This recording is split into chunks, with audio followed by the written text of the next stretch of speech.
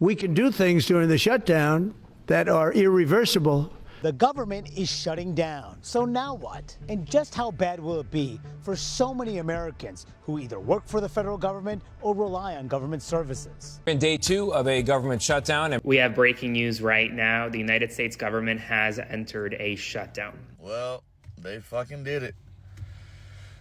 They shut the government down, bro. So we are waking up to the government being shut down? What happened yesterday? Cause they saying Congress ran out of money. How y'all run out of money?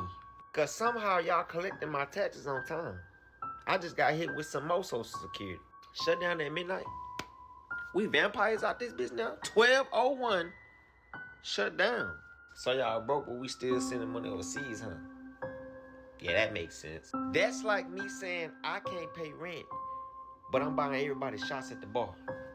Like, imagine telling your boss you just ran out of funding and you're just not showing up. They will shut your ass down permanently. No. So Social Security still paying. TSA still work and the military still moving. They still being deployed in certain states. So what exactly shut down? Well, they fucking did it. They shut the government down, bro. They shut the government down. And what does that mean for my service members? Well, they didn't create a payout act. So until they resolve this issue, you're not getting paid. Service members will not be getting paid until this issue is resolved. How do you tell a soldier to come to work if they ain't getting paid? How do you motivate a soldier?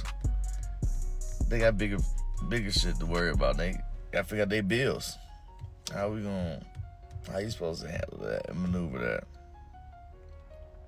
Yes, you get back pay whenever they fix this. But come on, bro. Come on. Navy Federal and USAA are offering or will be offering loans with 0% APR. So essentially, they're just going to give you your paycheck, and when you get your back pay, you pay them back. But this shit is just, I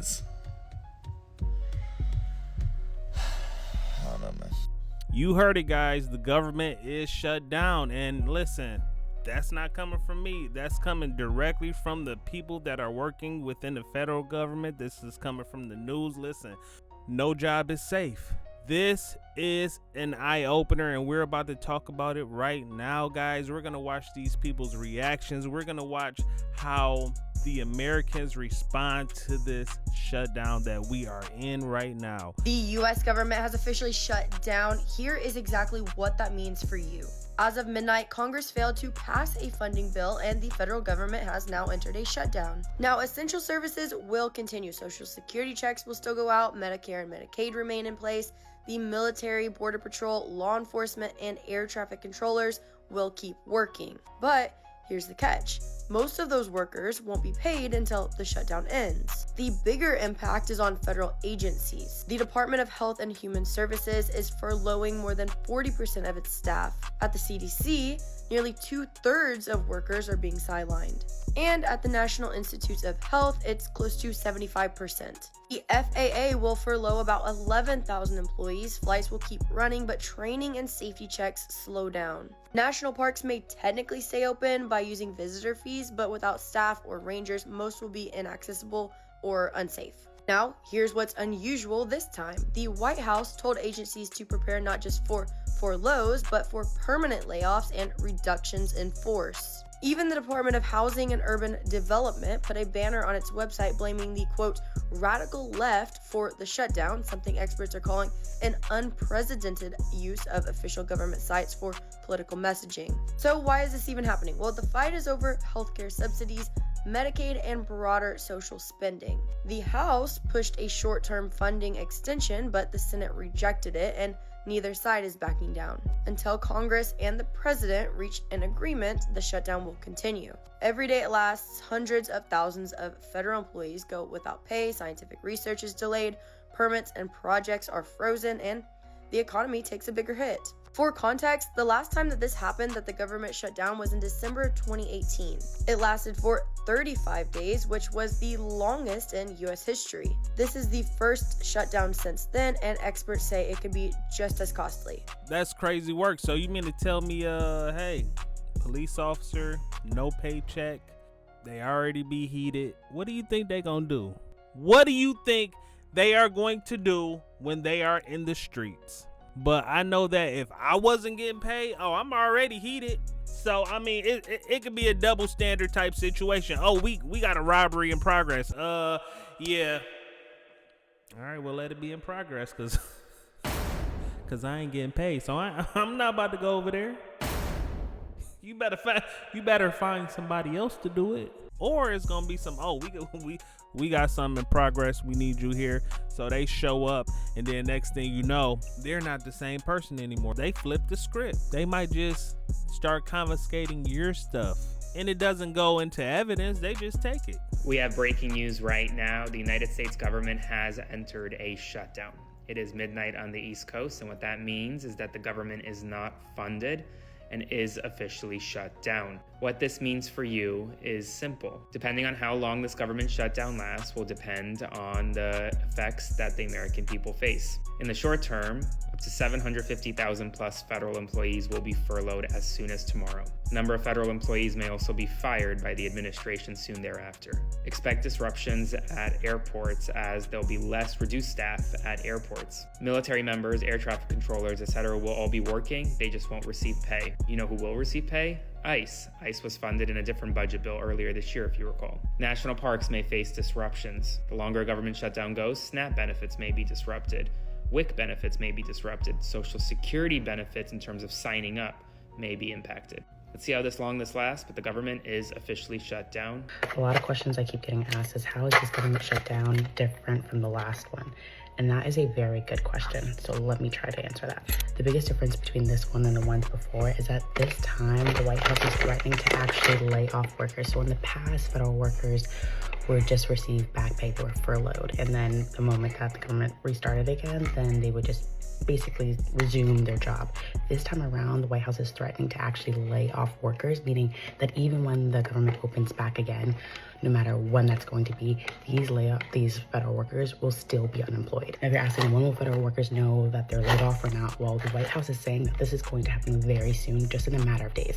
You mean to tell me that, okay, they're planning to let go a lot of employees, but you don't know who's getting laid off? So you mean to tell me that I'm gonna work and not get paid, and then when the government shutdown is over, I may get fired?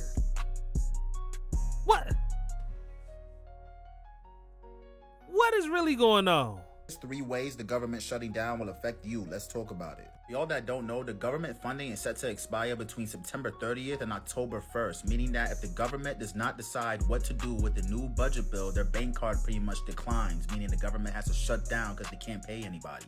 Leads to the first way this could affect you, which is delayed paychecks and benefits. If you are a federal employee, a government contractor, or receive benefits like SNAP, WIC, or housing benefits, you'll most likely see a delay in your paychecks or your benefits if the government does shut down. Second is delayed loan and mortgage approvals. If you're in the process of closing on properties using government-backed loans like FHA, VA, or USDA loans, you could see a delay in your closing on the property since the government could shut down, which could delay the process of getting your funding.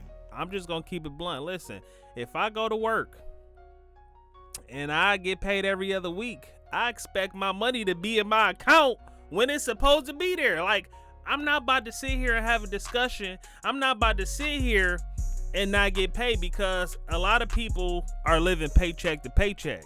So they are expecting that money when they need it. When the 5th hit, I gotta pay this bill, because if I don't pay it by the 8th, it will be considered late.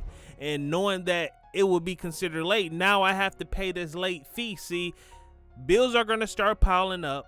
It doesn't matter that you're gonna get paid later on down the line. At the end of the day, you need your money when you need your money.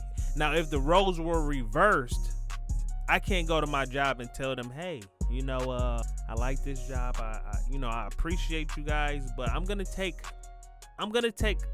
some time off. And I don't know when I'm gonna come back. But keep sending me my check. Keep sending me those checks as if I were here.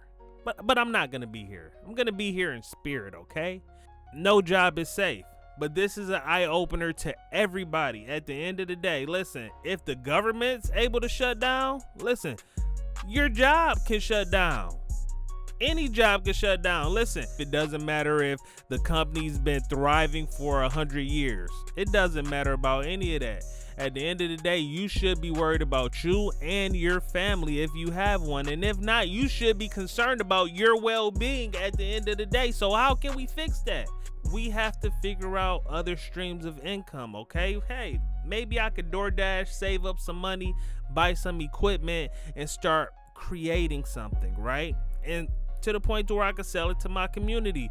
Hey, I have a lot of land right here. You know what I'm saying? I can create a garden. Boom, I can plant this seed, this literal seed into the ground, and it's gonna grow. And then from there, I'm able to sell my crops. You know, sky is the limit, but you are the one that creates your own destiny.